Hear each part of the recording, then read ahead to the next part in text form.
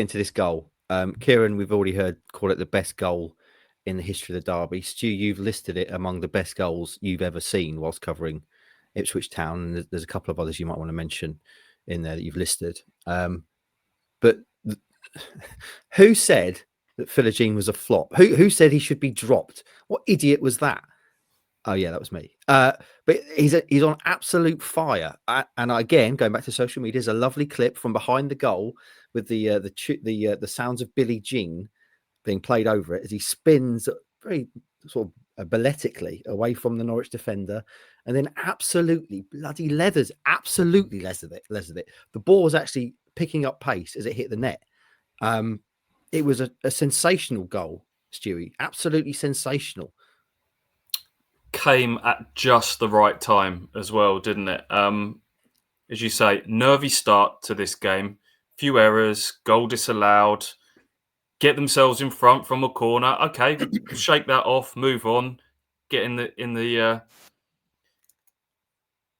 what's the word? Not the hot seat, the driving seat. Driving seat, yeah.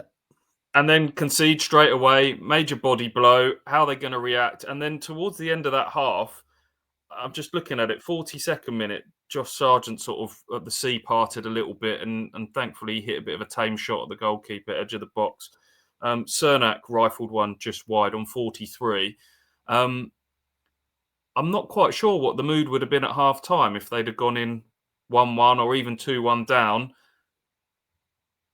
But then our moment comes and it's Jaden Philogene. And as you say, I've lectured on here a few times about lessons learned in terms of not judging people too soon. But I have to admit, I hold my hands up. I wasn't really having Jaden Philogene, not just because, I accepted that he'd come in mid-season and he was a bit rusty and he was probably playing out of position and he was in the toughest league in the world while things weren't going well for Ipswich. But I wasn't seeing the off-the-ball qualities for him. The nature in which he got injured. Was it the Chelsea game where he kind of half pulled out of a tackle? Kieran McKenna was telling us all about his off-the-ball qualities, and I wasn't seeing that. But he has turned things around absolutely spectacularly. I mean, it helps when you're scoring worldies week after week, doesn't it? But his off-the-ball work has really improved as well. And it's a hell of a strike. I'll pass it over to you, boys. It was one of those, as it happens once in a blue moon, where I'm running the live blog and the social media, and normally first instinct, as soon as the ball hits the back of the net, head down, you're typing goal, checking the minute, what happened. This one, I just gave myself 30 seconds or so just to stop and applaud.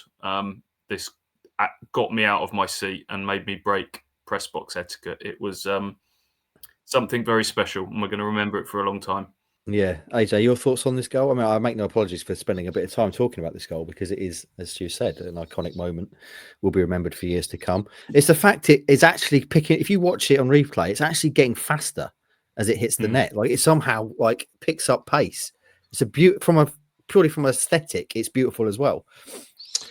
Yeah, and you talk about rifling the ball into the roof of the net. When you deal with football journalism, there are certain phrases that get carted out. That's a good one.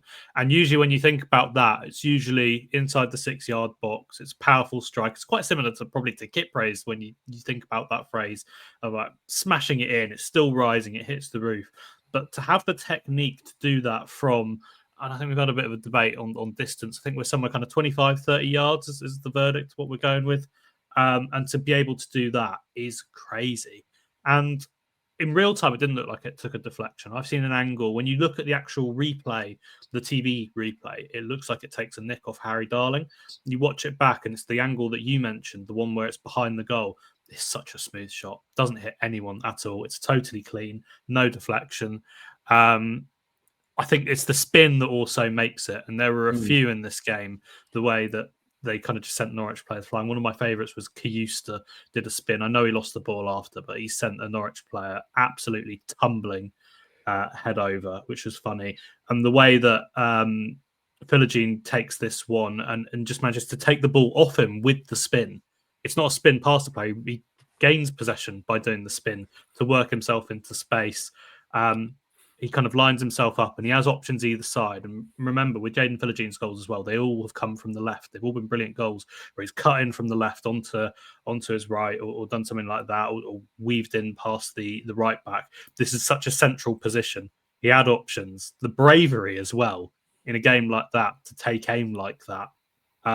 It ticks pretty much every single box for an absolute stunning goal. And I think that even people that have watched Ipswich longer than Stu have would probably have this one right at the top of best goals they've seen scored by an Ipswich player. Yeah, and now you feel like he's up and running, and his confidence could not be higher, and it's something he's going to be able to carry through. Now he's not just kind of flash in the pan, scored a hat trick, and then he goes back to kind of struggling again. He's backed it up, and he's got goals, brilliant goals in games that have been important for Town, and you don't get more important than this sort of goal in this sort of game.